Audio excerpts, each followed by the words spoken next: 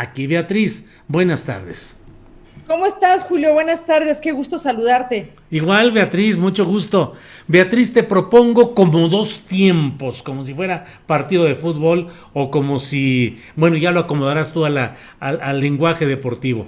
Uno, hablemos de tu libro, de lo que significa, de todo lo que plantea, y luego déjame un ratito más para preguntarte algunas otras cosas deportivas, políticas, que son interesantes. Me parece muy bien, Julio. Le hacemos bueno.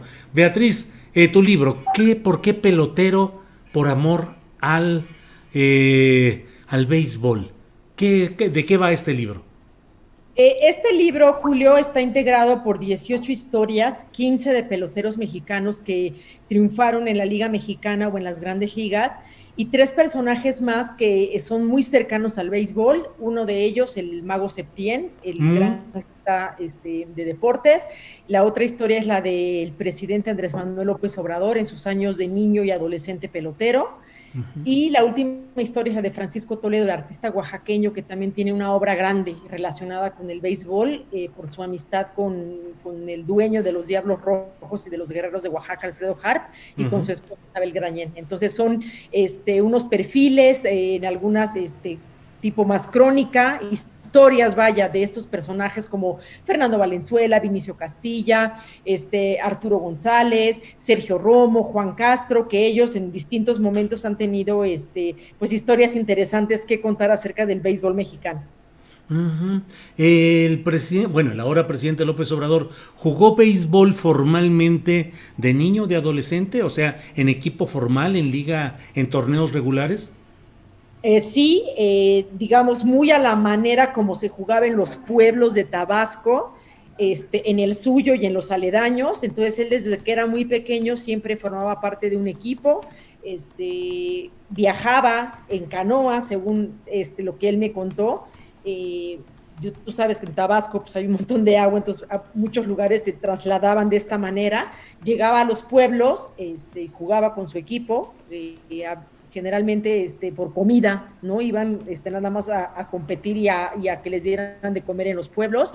Y ya después, cuando vino a vivir a la Ciudad de México, jugó en el equipo de odontología de la UNAM cuando existían aquellos famosos torneos interfacultades, y entonces pues ya después se dedicó a la política, pero sí, gran parte de su vida como niño, adolescente y joven los, los pasó jugando béisbol. ¿Qué posición jugaba? Pues la tercera base es su base favorita. Ujú. Su base favorita y de bateador de veras, porque él siempre dice que anda 300 y arriba de bateo. ¿Era buen bateador o no se tiene ese registro? Pues mira, yo te diría que me tocó a mí verlo entrenar y echarse una cascarita ahí en la liga tranviaria cuando me tocó entrevistarlo. Y la Ajá, verdad es que, pues a ver, no quiero así como que echarle muchas flores, ajá. pero para la edad que tiene, la manera como se para en el campo, cómo agarra el guante, cómo fildea, cómo se para a batear, cómo le tira a la pelota, pues sí se ve que es una persona que sabe de béisbol, que tiene conocimientos, que lo practicó, y que yo no sé si lo hubiera alcanzado para ser un jugador profesional, Ujú, pero de que sí tiene talento y que conserve ese talento, eso es una realidad, sí. ujú. Beatriz Pereira, mm, ¿no ha caído un poco, no sé si en desuso, pero ha bajado la pasión por el béisbol frente al fútbol, soccer? Te pregunto, ¿las historias del béisbol son más sosegadas, más íntimas, más familiares, menos desbocadas que las del fútbol soccer? Mira, el béisbol, como tú bien dices, tuvo una época dorada en México, y después, cuando tuvimos la famosa huelga de la ANAVE en 1980, Ujú, claro que hubo un declive y aparte, pues como un gran renacer del fútbol, y desde entonces, digamos, el béisbol no ha ocupado el lugar que tenía en épocas anteriores. Pero sin lugar a dudas, Julio, sí tendríamos que decir que el deporte que más talento ha exportado al extranjero es el béisbol. Los jugadores que han ido a las grandes ligas, los que han jugado en Japón, en Corea, no puedes comparar ningún deporte con eso. Entonces, es un deporte que sí ha ido perdiendo fanáticos, no solamente en México, en Estados Unidos también. Es un deporte que mucha gente le tiene miedo porque dice que no le entiende, que duran mucho los juegos, que es aburrido, pero creo que estas historias sirven como para un poco, no solamente para el fanático al béisbol, es también para cualquier persona que va a poder encontrar historias, yo te diría que son como universales, porque son historias de lucha, son historias de las adversidades que estos personajes que integran el libro enfrentaron y que lograron vencer para sobreponerse y para ser personas exitosas en su deporte. Ya te diría quizá también en la vida, ¿no? Hay muchos a los que el béisbol los salvó de distintas maneras y entonces son historias, pues yo te diría entrañables y son muchas muy íntimas de cosas, cómo ellos piensan, cómo sienten, cómo se han equivocado, cómo han corregido el camino, o cómo algunos han cometido errores tan graves como por ejemplo el caso de Esteban Loaiza, quien después de haber sido un jugador nominado a ganar el trofeo Cy Young, el que se le da a los mejores pitchers en la Liga Nacional y en la Americana en Grandes Ligas, está ahora mismo cumpliendo una sentencia en una cárcel en Estados Unidos por tráfico de drogas. Hablaste de la nave y me acordé, pues fue el intento de sindicalización o de defensa de los derechos de los jugadores de béisbol, la Asociación Nacional de Beisbolistas, que fue impulsada por aquel personaje que, si no recuerdo si era shortstop, o sea, parador en corto o tercera base, que era el Abulón Hernández, Ramón el Abulón Hernández. ¿En qué quedó ese intento? Y finalmente no se ha podido establecer ninguna forma de defensa de intereses de jugadores, sea de béisbol, de fútbol o de otro deporte profesional. Beatriz. No, pues quedó en que un montón de jugadores fueron expulsados del béisbol mexicano, que digamos su lucha fue infructuosa, que como dices, tienes toda la razón, hasta la fecha en el béisbol mexicano no existe un sindicato, no existe una asociación que defienda los derechos laborales de los peloteros, como sí existe, por ejemplo, en Estados Unidos, donde el sindicato es muy, muy fuerte, sindicato de Grandes Ligas. Y creo que a lo mejor ya es momento, ¿no? Le toca, obviamente, como gremio a los peloteros organizarse y tener su sindicato para pelear por sus derechos, porque sí recordemos que ese movimiento de la nave, pues dejó fuera a muchos jugadores como el Abulón, importantes, que por muchos años tuvieron que estar lejos del béisbol hasta que muchísimos años después lograron reconciliarse, ¿no? Sobre todo se vio una actitud muy agresiva en contra de los peloteros por parte de los entonces dueños de los equipos. Las condiciones, sin lugar a dudas, han cambiado. Todavía no tienen privilegios como los que yo te decía, existen en Grandes Ligas, pero bueno, sí, definitivamente tampoco el pelotero mexicano se encuentra en la misma condición en la que se tenía cuando en 1980 con esta huelga. En tu libro Pelotero, por amor al béisbol, del cual estamos platicando, mencionaste al Mago Septién y te pregunto, con base en el recuerdo de este enorme personaje con una gran habilidad verbal, con una gran memoria, con manejo de datos, de estadísticas, de referencias. Híjole, yo ayer estuve viendo una parte del partido de fútbol soccer de Chivas contra León en la televisión comercial. Híjole, y la verdad no encuentro comentaristas que tengan esa magia del Mago Septién, por ejemplo, esa capacidad, ese ir más a fondo de las cosas. Luego me parece que el comentario deportivo en la actualidad, al menos del fútbol soccer, que es a donde yo me asomo, pues es más frívolo, más superficial.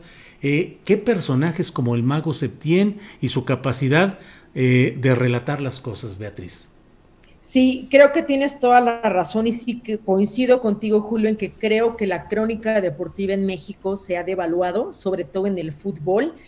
Por fortuna, en el béisbol yo te podría decir que todavía tenemos grandes cronistas mexicanos que, a ver, no están en la televisión, desafortunadamente, ¿no? Hay quienes merecerían, por la manera como narran y los conocimientos de béisbol que tienen, tener los espacios en la televisión para poder narrar béisbol y quizá otros deportes.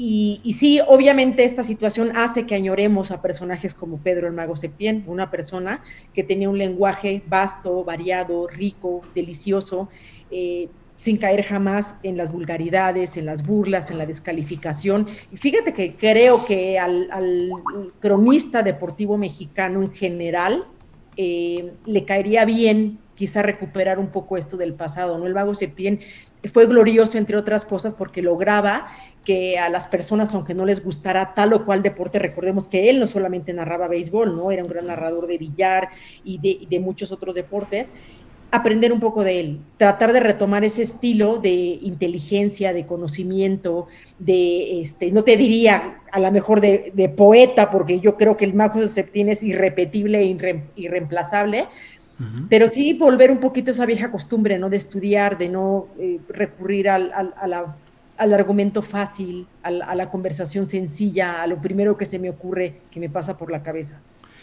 Ahora está muy de moda, pues muy presente, esta serie de Netflix que se llama Gambito de Dama. Y entonces dicen que hasta se están vendiendo más los tableros de ajedrez, en que es luego cuando las cosas se ponen, digamos, de moda. Te pregunto, ¿el béisbol va pasando de moda, Beatriz?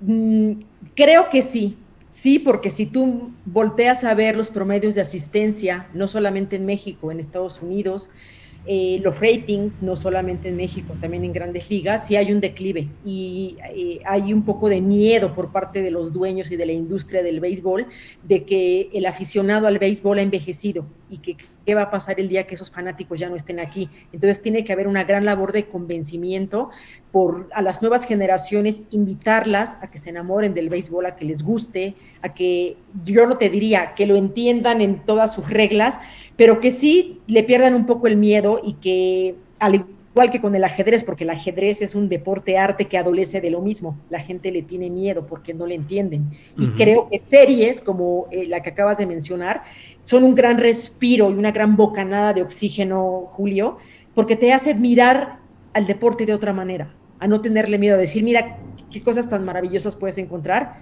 Yo deseo que con mi libro, con Pelotero, cualquiera que lo lea, fanático o no al béisbol, sienta un poco lo mismo. Este libro se llama Pelotero por amor al béisbol, Julio, porque tiene que ver mucho con el amor que yo le tengo al béisbol, pero también con el amor que el Mago Septién, que me enseñó mucho de béisbol, le tuvo, con el amor que le tuvo mi padre, con el amor que muchos de mis compañeros ahora, periodistas o cronistas de deportes, le siguen teniendo y que siguen publicando todos los días ahí las historias de tal o cual jugador. Recientemente lo vimos en la Serie Mundial, ¿no? Con estos Ujú. muchachos, Julio Urias y Víctor González, uno ganando el juego y el otro salvando el Sí. juego para darle a los Dodgers su primera Serie Mundial en 30 y tantos años. Ujú. Entonces, creo que ver estas series o leer documentos, piezas como esta que yo acabo de crear, también tienen esa intención, ¿no? Miren, no se vayan por la fácil, vengan, conozcan esto, dense la oportunidad de probar estos sabores y en una de esas les gusta y se quedan para siempre, ¿no?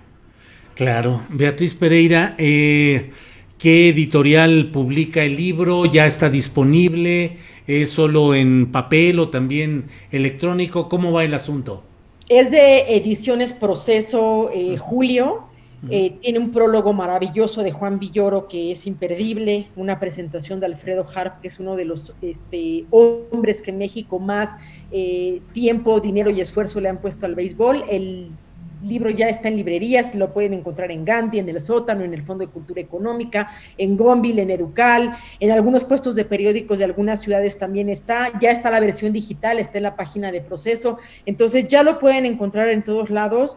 Ojalá les guste mucho. Es, creo, un libro con historias que de verdad nos pueden llegar a todos al corazón y nos pueden fascinar, insisto, a pesar de que les guste o no les guste el béisbol. Bien, pues muchas gracias, Beatriz. Primer tiempo y paso al segundo, que a lo mejor es más breve, pero sí te quería preguntar, porque luego, ¿cómo es ser reportera de deportes de la revista Proceso, con un sentido crítico, con un sentido no superficial, ni complaciente, ni por encimita? ¿Cómo se reportea deportes en este medio del deporte profesional? Me parece a mí a veces muy cargado de superficialidad y de apariencias. Pues creo que sí tienes mucha razón, Julio. Creo que el periodismo deportivo mexicano está en deuda con los consumidores de este tipo de información. Creo que tendríamos que profesionalizarnos más, seguir aprendiendo y capacitándonos todo el tiempo, porque yo no me resigno, Julio, a ofrecerles productos, llámese una nota informativa, un reportaje, una crónica deportiva de baja calidad, a los consumidores de la información deportiva.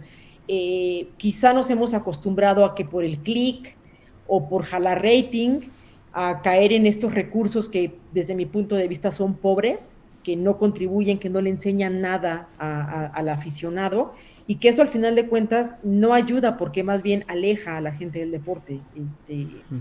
Creo que tenemos la gran responsabilidad de ofrecerles un producto de gran calidad y de traer a más gente a que se enamore de los deportes. Yo no creo que ni la palabrería fácil ni las vulgaridades abonen a eso, y más bien polarizan y contribuyen a esta discusión que en México la podemos encontrar ya o en la política o en los deportes, ¿no? La descalificación y el insulto fácil, porque eres pro o anti López Obrador, o porque le vas a la América o porque le vas a las Chivas, ¿no? Creo que, no sé si coincides conmigo, que hay como una especie de, se replica, ¿no? Sí, una sí, polarización y una descalificación, y es como eres mi enemigo. Si no piensas como yo, no le vas al equipo que yo le voy, te descalifico y te insulto.